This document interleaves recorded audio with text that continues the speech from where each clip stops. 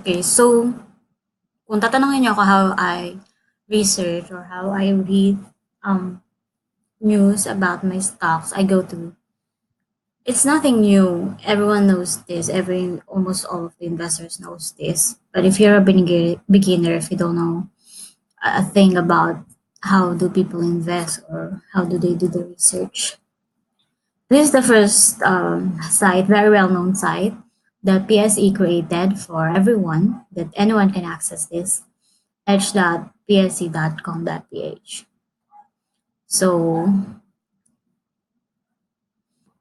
so it lists down lahat ng publicly listed company, anything that they can publicly announce. Like for example, my stock, as I have told you on my previous video, Shell, SHLPH. You can search it here, or it's either you put the code because I already know the code, but or you can also put the name and you can find it using the name. So it tells a lot of things about the company description, stock data,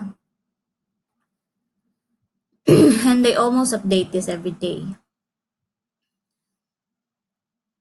Yeah, so they have a small chart, but in chart I don't use this because it doesn't look good. And I don't usually do chart. I am a fundamentalist. If funda. So I just check on the chart. Maybe pag wala na akong ma-check. Wala namang bagong news. Siguro nagka-chart na ako. So yon, company information, directors and management, which is very important. Dapat you trust your management, board of directors. I don't really know them personally, but I try to research as much kung ano man search ko sa internet, kung sino ba sila.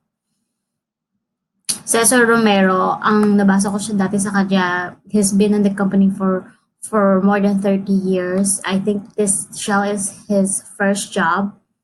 Tapos he played his way up to the top from an engineer up to being a president. To give you a background, Shell is there is an original Shell, the Shell Royal Dutch Shell, which is the mother company, and anak niya lang to. Let me show you. So, ito yung mga company disclosure. Kapag gusto mong malaman kasi kanya-kanyang template name yan eh. Pag gusto mong malaman kung sino talaga may-ari nung company na hawak mo, type public ownership. Public ownership report, pinapakita niya ilan ang percentage ng public. And also, pinapakita rin niya sino talaga ang may-ari. So, pati yung holdings ng director. Like for example, ito. Ang ayoko lang kay Cesar Romero, konti lang ang stocks niya.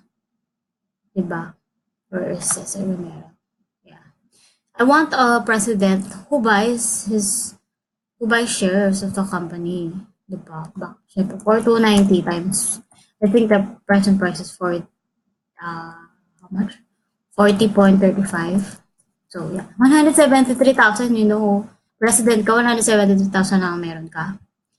So, yun. Pero, there's a disclosure here recently, just this June, I think. He bought some shares naman. So, how much did he bought? No, this is Insular Life. Lagi ito bumibili, which is good. May nabasa ko diya. Si Cesar Romero, bumili daw siya ng 7,000 common shares this May, during the month of May. Which is maliit, 7,000. Ako nga kaya nga bumili ng 7,000. 40.35. 282,000. But at least it's buying. I appreciate the fact that he tries to buy. So, balik tayo doon. I forgot already what I'm gonna explain. Public ownership part. So, papakita ko sino ba talaga may-ari nito. Royal Such. Royal Juju. So, sa director, gusto ko din yung director. Maraming bumibili na director. Pero, maliit lang percentage nila. Like yung ICT, syempre si ano talaga may-ari nun. Ano pangalan nun? May-ari ng ng Soler.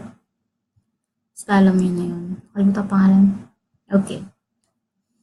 Ito, si Shell Overseas Investment BV, 55% ownership. Pero ito kasi, ito yung company na naghahawak ng mga company niya overseas. Kaya under siya. Pero Royal Dutch talaga yan. Tingnan mo, i-search mo. Royal Dutch, yun talaga yung kilala na nag-upstream and downstream. Parang silang may upstream and downstream. Pag sa oil kasi, dalawa yan. Si Shell natin sa Pilipinas, downstream lang sila mostly. Yung mismong Philippine na Shell operation. Pero meron sila rin nag-upstream yung sa, ano pangalan ito? Yung sa may Malampaya, kasi upstream yung tawag. Pag ibig sabihin ng upstream, sabihin, from down to up, kinukuha nila yung, ano ba tawag doon? Oil na ba agad? Alam ko iba eh. Crude oil ba? Yun. Hindi, pero sa Malampaya kasi natural gas. So, ganun ang upstream. So, parang literal na upstream. Downstream, yung from refinery, nire-refine nila yung oil, ipupunta nila sa mga branches.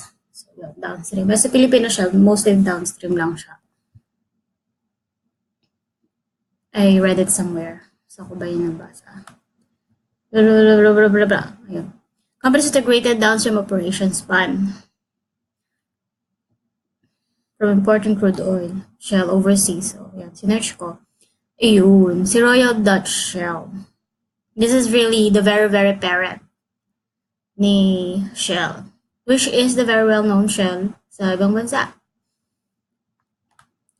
Sa Dutch tayo, Dutch. Now, ano ba sasabihin ko? So, about Dutch, Royal Dutch Shell is commonly known as Shell, is a Dutch British oil and gas is one of the 6 oil and gas super majors. And is the 5th largest company in the world. So, gusto ko yung fact na si Philippine Shell, it's under this kind of big company na whenever something happens, if may mangyaring masama man na kay Philippine Shell, it has a parent company na malakas na, just a one move and they can save Philippine Shell. And they own 55%. So, I don't think pababayaan nila yun. I think this one is upstream and downstream. I read it before eh. Where is it? Upstream. See? Business grouping. It has upstreams, managed upstream business for covers crude oil and natural gas operates sa upstream and midstream. Yung Malampaya kasi, hindi ko ma-figure out kung, pero sa tingin ko naman, syempre affected si Philippine Shell doon sa Malampaya. Pero anyway, kasi sa financial statement nila, pinapakita lang nila mostly yung pag-buy ng crude. Wala akong nakikita doon ng mga expenses about upstream eh. So I don't think that they are, yung sila yung manager. Kung tayo gusto mo ng financial statement, siyempre may dalawang klaseng financial statement, pwedeng annual, pwedeng quarter. So, siyempre dito tayo sa annual. Para mas kompleto. Siyempre sa quarter, saka hindi pa audited ang quarter. So, annual tayo.